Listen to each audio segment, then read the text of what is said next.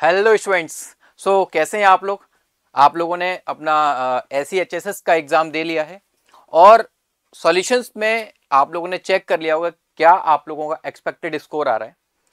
अब आंसर की भी ऑलरेडी आपको पता चल चुकी है, लेकिन मैं इस एनालिसिस के थ्रू आप लोगों को ये बता सकता हूं कि पेपर कितना डिफिकल्ट, मॉडरेट या फिर इजी साइड पर था, और उसके साथ साथ कि आप स्टेट सर्टिफिकेट के लिए एलिजिबल हैं या नहीं है, या फिर ये मानकर चले कि एक्सपेक्टेड कट ऑफ मैं आपको इसी एनालिसिस वीडियो में बता दूंगा कि आपको पता लग जाएगा कि आपको स्टेट सर्टिफिकेट मिलेगा या नहीं मिलेगा, टेंटेटिव है ना।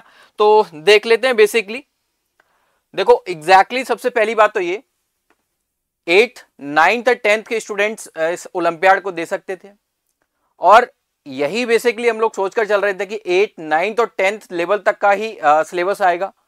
तो सबसे पहले हम यही चीज देख लेते हैं कि कितने क्वेश्चंस 8th क्लास थे, कितने क्वेश्चन 9th थे और कितने क्वेश्चन जो है वो 10th से पूछे गए, या फिर उससे भी ज्यादा अगर हम बात करें 11th 12th के भी कुछ क्वेश्चंस आ गए, तो वो किस तरीके के क्वेश्चंस थे।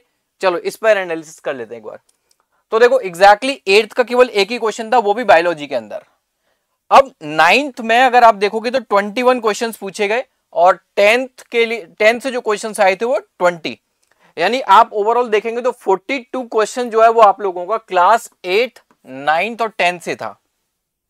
ठीक है, बाकी आप लोगों के क्वेश्चन जो है 13 क्वेश्चन जो है वो क्लास 11 से है, और 5 क्वेश्चन जो है वो आप लोगों का 12th से। यानी कि आप ये मानकर चलिए कि जो 60 क्वेश्चंस आप लोगों के थे उसमें से 42 क्वेश्चन जो है वो आपका क्लास 8th 9th और 10th, और वहीं अगर हम बात करें 18 क्वेश्चन जो है वो आप लोगों का 11th एंड 12th। अब एग्जैक्टली इसमें मीनिंग मैं आपको समझाता हूं कि एग्जैक्टली था क्या, कि जो 8th और 9th और 10th वाला जो क्लासेस में जो क्वेश्चंस हम लोग जिनको कंसीडर कर रहे हैं वो वाले क्वेश्चंस हैं जो प्योरली अगर देखा जाए कि जो बच्चा क्लास 8 9 10th में पढ़ रहा है और अपना फाउंडेशन पर फोकस करके अपनी स्टडी कर रहा है, तब वो इन क्वेश्चंस को अटेंड कर सकता था। लेकिन कुछ एक क्वेश्चन ऐसे थे जिन्होंने 11th क्लास का बिल्कुल भी कोई टेस्ट नहीं ले रखा, कुछ भी उनको आइडिया नहीं है कि 11th में क्या सिलेबस आता है, कैसे चीज़ों को हम लोग वहां पर टैकल करते हैं, या फिर ये कहें कि 11th और 12th के कॉन्सेप्ट कैसे क्वेश्चंस में अप्लाई किए जाते हैं। अगर इस तरीके का आइडिया नहीं तो थोड़ा आप लोगों को यहाँ पर डिफिकल्टी आई होगी, हो सकता है आप लोगों ने थोड़ा सोचा हो, लेकिन मैं मानता हूं कि आप लोगों ने नेगेटिव मार्क्स की वजह से ऐसा नहीं किया होगा कि आप लोग तुक्का लगा के आए हो। सो इसके बाद हम लोग एनालिसिस देख लेते हैं कि कितने questions very easy, medium, difficult या फिर वेरी डिफिकल्ट रहे। तो एग्जैक्टली हम आप लोगों के लेवल पर जाकर ही देख रहे हैं कि आप लोग इन क्वेश्चंस को अटेम्प्ट कर सकते थे या नहीं। तो देखो एग्जैक्टली वेरी इजी तो कोई क्वेश्चन आया ही नहीं यार। अगर उसके बाद बात करें ना हम लोग, तो इजी, मीडियम, ये टोटल जो आपका क्वेश्चन है ना वो 46 क्वेश्चन जो वो आपके बनते हैं इजी और मीडियम के। तो एग्जैक्टली इसका मीनिंग क्या है कि ऑलमोस्ट ये मानकर चलिए कि 75-76 जो परसेंटेज आपका पेपर था ना वो इजी एंड मीडियम पर ही था।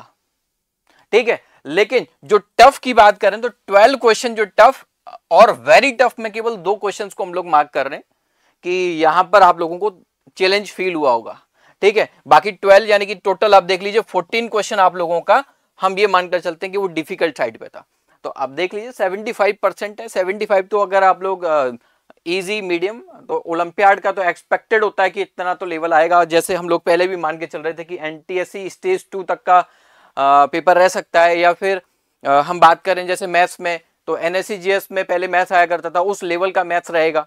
तो एग्जैक्टली वही कुछ हमारा पेपर लाई किया है। ठीक है, चलो तो देन एक बार फिर हम लोग देख लेते हैं कि सब्जेक्ट वाइज आपको इन केस अगर आप क्लास 9th में और 10th में जाएंगे तो आप लोगों को नेक्स्ट ईयर फिर से चांस मिलेगा कि SEHSS का एग्जाम आप दें। तो आपको ये फोकस करना होगा कि आपको कौन सी ब्रांच पे फोकस करना चाहिए, किस पर आप लोगों का स्ट्रेंथ बनाना है आपको। तो एग्जैक्टली आप लोग देखिए कि बॉटनी और जूलॉजी का जो पोर्शन था वो 5 and 10 है ना, तो जूलॉजी से जो है वो बेसिकली ज्यादा क्वेश्चन थे आप लोगों के। ठीक है, OC IOC एंड फिजिकल के आप लोग देख सकते हो कि इस तरीके से डिस्ट्रीब्यूशन है। सेम एज इट इज अगर मैथ्स की बात करें, number theory, algebra and commercial math का भी क्वेश्चन बेसिकली वहां पर देखा गया। तो ये एग्जैक्टली आप लोग डिवीजन जो क्वेश्चंस का पैटर्न देख सकते हो कि कहां कहां से कौन कौन सी यूनिट से या फिर कौन कौन से चैप्टर से जो आप लोगों के क्वेश्चन आए। फिजिक्स की अगर बात करूं ना मैं, तो जैसा कि हमेशा देखा जाता है कि मैकेनिक्स के क्वेश्चन आते हैं भाई क्लास 9th में आप लोग मोशन पढ़ते हो, आप लोग एनएलएम पढ़ते हो, उसके बाद आप ग्रेविटेशन, फ्लूइड, है ना, डब्ल्यूईपी पढ़ते हो आप लोग, उसके अलावा साउंड पढ़ते हो। तो उस तरीके का जनरली ऑब्जर्व होता है कि मैकेनिक्स से क्वेश्चन आता है, और ये एग्जैक्टली इस बार एनएससीजीएस में भी हुआ।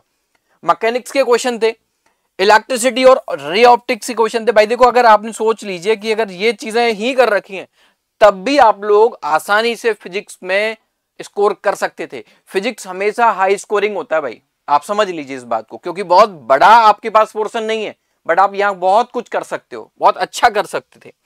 ठीक है, तो ये बेसिकली डिवीजन था, आप लोग एक बार देख सकते हो और देख लीजिए कि कौन कौन सी ब्रांच से क्वेश्चन आए। इन केस अगर आप लोग नेक्स्ट ईयर आपको चांस मिलता है SHSS देने का, तो उस केस में आप लोगों को पता होना चाहिए कि कौन सी ब्रांच पर आपको फोकस करना है, जैसे कि आपका हाई स्कोर मिले आपको, है ना। ठीक, नेक्स्ट, अब एग्जैक्टली सब्जेक्ट वाइज एनालिसिस की अगर हम बात करें तो एग्जैक्टली देखो, मॉडरेट टू डिफिकल्ट बोल सकते हो या फिर स्लाइटली अबव बोल सकते हो, मॉडरेट से थोड़ा ऊपर, लेकिन मीडियम लेवल तक का ही पेपर था, उससे थोड़ा बहुत हम लोग स्लाइटली अप मान सकते हैं। तो एग्जैक्टली ये कंप्लीटली आप लोग ऑब्जर्व करोगे कि बॉटनी का जो बायोलॉजी में पोर्शन आया, जैसा कि मेरे को मैम से बात करने के बाद पता चला कि उसमें बॉटनी में कुछ ऐसे क्वेश्चंस थे जो मेमोरी बेस्ड क्वेश्चन थे, है ना। तो एग्जैक्टली रट्टाफिकेशन आपको करना पड़ता है। सेम एज इट इज अगर मैं केमिस्ट्री की बात करूं ना, तो यहां पर जब मेरी सर से बात हो रही थी तो सर ने बताया कि सर 2 से 3 प्रॉब्लम तो ऐसी थी कि जब जेई मेंस का बच्चा भी उसको देखेगा ना तो उसको पहली बार सोचने में टाइम लगेगा। तो इस तरीके की प्रॉब्लम्स केमिस्ट्री में देखे गए। तो exactly it is the first time जब आईएपीटी ने इसे ओलंपियाड एग्जाम को कराया, तो डेफिनेट सी बात है कि कोई एक लेवल सेट करना है पेपर का, उसके बाद चीजें किस तरीके से आगे चलेंगी। लेकिन it is the first time काफी सारी चीजों का बैलेंस किया गया, कुछ क्वेश्चंस को डिफिकल्ट साइड पर रखा गया। तो आप लोग देख लीजिए कि जैसा मैंने देखा कि एक और केमिस्ट्री में एक और मेरे को बहुत अच्छा फीडबैक मिला, दैट इज कि sir multi concept question, exactly इसको मैं रोड मैप में हमेशा बताता हूं कि ओलंपियाड में मल्टी कॉन्सेप्ट क्वेश्चंस आते हैं। तो देखो, मल्टी कॉन्सेप्ट क्वेश्चंस आए, यानी कि सर का कहना था कि ओसी में सर पीसी के कॉन्सेप्ट जो है वो अप्लाई हो रहे थे, तब क्वेश्चन को हमने मतलब 1-2 क्वेश्चन को ऐसे सॉल्व किया। ठीक है, एंड अगर फिजिक्स की बात करूं स्पेशली, तो फिजिक्स की देखो मैंने अभी पीछे भी बात किया, मैकेनिक्स जो है वो आप लोगों का अच्छा था, मतलब वहां पर आपके 7 क्वेश्चंस थे। इलेक्ट्रिसिटी, रे ऑप्टिक्स की बात करें तो यहाँ पर अच्छा बैलेंस था आप लोगों का। एक क्वेश्चन के अंदर आप कह सकते हो कि 12th लेवल तक का वो कॉन्सेप्ट अप्लाई हो रहा है, या फिर कुछ एक पार्ट में 11th तक का क्वेश्चन अप्लाई हो रहा था। तो आप मतलब ये इतना एक्सपेक्टेड था, ऐसा नहीं है कि कुछ अनएक्सपेक्टेड आ गया है। ठीक है, एंड मैथमेटिक्स की बात करें तो ऑलमोस्ट जो एनटीएससी स्टेज 2 या फिर एनएससीजेएस का जो पहले पेपर होता था उसमें मैथ्स आता था, उसी लेवल का कहीं ना कहीं मैथ्स आपका देखा गया। उसमें एक दो क्वेश्चन जो है वो पीएनसी के भी देखे गए। तो एग्जैक्टली ये सारी चीजें आप लोग पढ़ते नहीं हो 9th-10th में, लेकिन ये देखी गई आपके पेपर में। तो आप लोगों को आगे से ये चीज प्लानिंग लेकर चलनी है कि किस लेवल का आपको तैयारी करना होता है। ठीक है, उसके बाद आपको एक चीज बता देता हूं कि भाई देखो, आपको स्टेट सर्टिफिकेट मिलेगा या फिर नेशनल सर्टिफिकेट मिलेगा। तो इसके लिए आप लोग क्या करोगे, सिलेक्शन प्रेडिक्टर के थ्रू आप चेक कर सकते हो। बट फिर भी मैं सिलेक्शन प्रेडिक्टर के थ्रू आप चेक कर सकते हो कि आपको स्टेट सर्टिफिकेट मिलेगा या नहीं मिलेगा। डिस्क्रिप्शन में ऑलरेडी लिंक किया हुआ है, आप लोग जाइए अपना एक्सपेक्टेड स्कोर्स में फिल कीजिए और आपको आइडिया लग जाएगा वहां से कि आपकी स्टेट की कट ऑफ क्या रहने वाली है स्टेट सर्टिफिकेट के लिए, और नेशनल सर्टिफिकेट के लिए आपकी क्या कट ऑफ रह सकती है। ठीक है, तो एग्जैक्टली ये कट ऑफ जो हम लोग मार्क किए हैं, this is for state certificate. किसके लिए? स्टेट सर्टिफिकेट के लिए, जिसमें आप जैसे हम बात करें कि एपी की बात करें, आंध्र प्रदेश की बात कर लेते हैं, तो 108 हम लोग मान के चल रहे हैं कि इस लेवल का पेपर था, स्टेट सर्टिफिकेट इस पर कहीं ना कहीं आप लोगों को मिल जाएगा। ठीक है, और उसके अलावा हम गुजरात की बात करें तो 113 हम लोग लेके चल रहे हैं, गोवा की बात करें तो 106। ठीक, एंड उसके अलावा बिहार की अगर हम बात करें तो 111 मान के चल रहे हैं। ठीक, नेक्स्ट देखो, और जैसे राजस्थान की हम देखें तो 111 ही हम लोग लेके चल रहे हैं। Same as it is Madhya Pradesh की बात करें तो 112 मान के चल रहे हैं कि उत्तर प्रदेश के लिए हम बात करें तो 120, यानी स्टेट कट ऑफ जो है वो 120 रह सकती है वहां के लिए, है ना। एंड पंजाब के लिए 120 रह सकती है, उड़ीसा के लिए 150 तक जा सकता है, ठीक है।